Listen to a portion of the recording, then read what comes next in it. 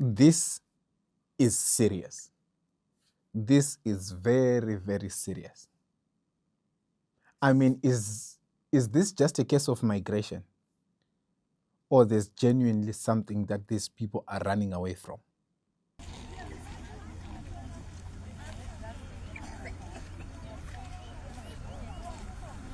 Landela umama sisi niyaleya ndithi.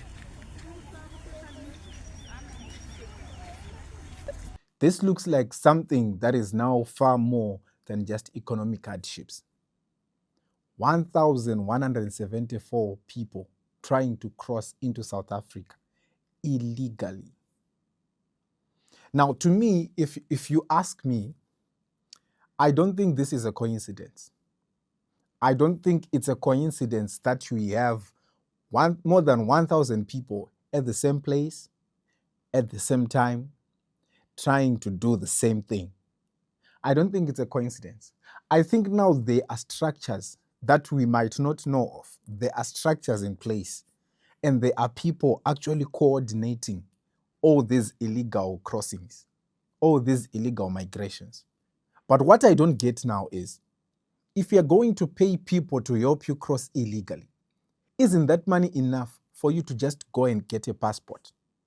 Get yourself a passport, get your child a passport. That money should be enough for you to do that. But instead, you'd opt to pay someone else to make you cross illegally. And then what?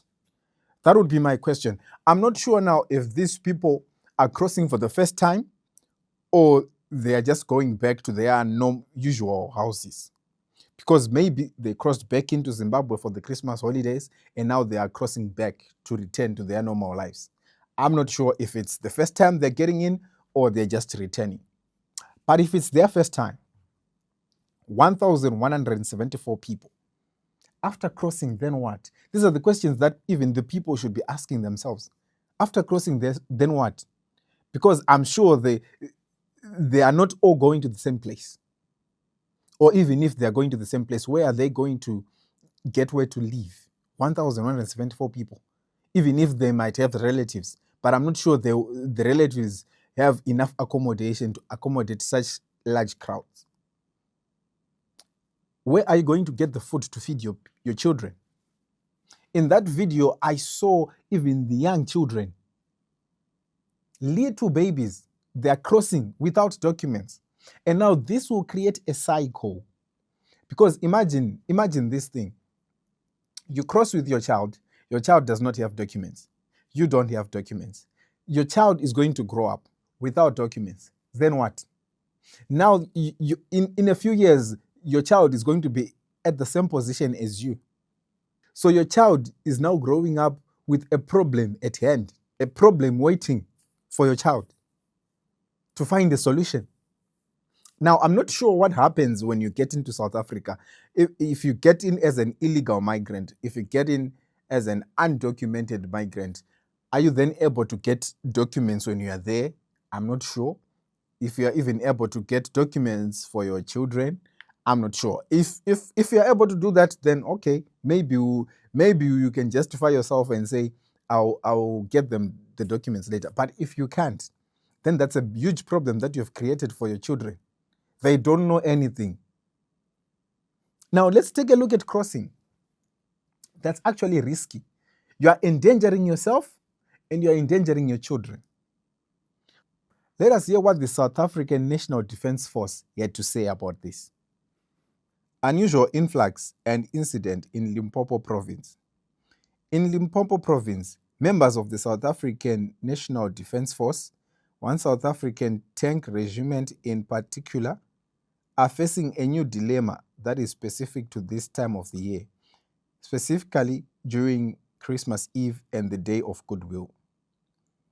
On the 26th of December 2025, soldiers intercepted and arrested 1,174 undocumented persons from Zimbabwe attempting to enter South Africa through illegal border crossings.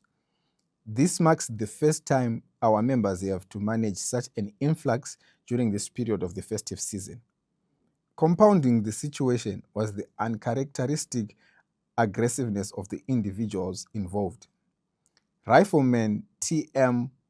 Makoyena sustained a stab wound to his forearm while defending himself against an undocumented person who attempted a life-threatening assault. However, due to the high standard of training provided by the Defense Force, Rifleman Makoyena was able to thwart the danger and neutralize the threat without resorting to deadly force. Defense intelligence services have taken over the matter for further processing. Rifleman Mokoyena receives immediate treatment from our professional medics who remain on standby for such incidents. The undocumented persons were handed over to the South African Immigration Services in good health and without injury. Colonel Dikhabane Harold Tladi, the officer commanding Joint Tactical Headquarters Limpopo, commended our soldiers for their restraint and professionalism and wished Rifleman Mokoena a speedy recovery. Information by Captain Moses Semono, photos and footage by Captain Connie Molwantoa. So this is what the South African National Defence Force had to say. But this is now a serious situation at hand. I also hope even the government of Zimbabwe would see this and would work with the people and help all these people who are attempting to leave Zimbabwe illegally and help them with getting the documentations that they may require if they wish to travel abroad. Help these people so that they can get the necessary help that they need. But this is now a serious situation at hand. 1,174 people is a large number of people trying to cross into South Africa. And you would think if these people are trying to cross in one day, then how many people have crossed in a month? How many people have crossed in a whole year? But this is the news that we had for today. If you liked this, thank you for watching. And please don't forget to subscribe. Don't forget to comment, like, and share. Until next time, have a great day.